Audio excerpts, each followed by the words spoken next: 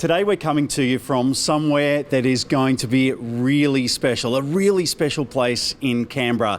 It's not even a building site yet, but we're in Dickson, Chalice Street. The location will be known as the Heather. I have David from LJ Hooker to tell us a little bit about this and the story behind it. Mate, welcome. Thank you for joining us. And we are right, it's not even a building site yet, is it? That's right. Thanks for having me, Cam. So this is going to be a really exciting new apartment block that's coming to Dickson, a very popular suburb with Canberrans, and we are building 148 residential apartments plus about 2,000 square meters of commercial on the ground floor. Yeah, let's explore that a little bit more. We have a number of different formats and styles of the actual apartments and, like you say, the commercial opportunities as well. Talk us through the layout of some of the apartments. Yep, definitely. We've got a very good mix of 1, 2 and 3 bedroom apartment. This building has been marketed off market for quite some time now, and we are down to the last 30% of the units, and all of those units available are on the higher floor of the building, and we still have a really good selection of 1s, 2s and 3s still available for your selection. Okay, and let's have a look at some of the actual apartments as far as what they'll look like is concerned. Let's have a look at a 3-bedroom apartment, no doubt very spacious. Yep, a typical 3-bedroom apartment starts at 120 square meters of internal living, which is really spacious for new apartments, and it tops out at about 165 square meters of internal living, and they are all on the top floor. Every single 3-bedroom apartment we've got in Heather are on level 5 and level 6.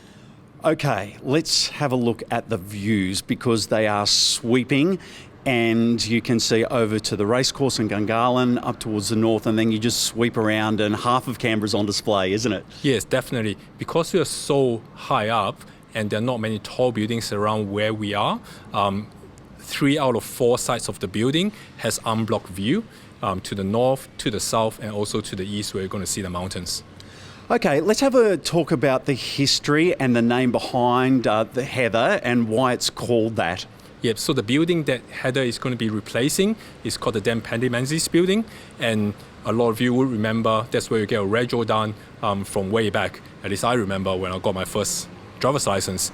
And we're very lucky to have gotten in touch with the daughter of Paddy Menzies. Her name is Heather, and because we are building a new building in this historical site, we got her approval to name the building after her to celebrate a long-standing member of the Canberra community, a strong woman who's one of the pioneers of Canberra, and that's how we've named this building, and a lot of thought has gone into the branding and the naming of this really significant development. Yeah, you're absolutely right. People around the ACT will know this building. I mean, I've been to 100 meetings upstairs at all the different levels with ACT government and other people as well. I know Heather was very excited about this, wasn't she? Yes, that's right. She actually came for a site visit before we went to market about a year ago, walked around the building, and she was just very happy that we are using her name and her family's legacy to introduce basically a new chapter in Dickson's history. Yeah, I know published on the Right Act through Region Media, Bree Element actually took some time to spend with Heather and got her whole story, and I spoke to Bree personally about this, and she said it was the most unbelievable couple of hours that she's ever spent with one of our treasured Canberrans. That's right, she's an incredible woman, and this is going to be an incredible development. Wonderful, David. Thank you so much for showing us through and telling us about it. Thank you, Cam. Okay, you want to live in Dickson, you've got to come and live at the Heather.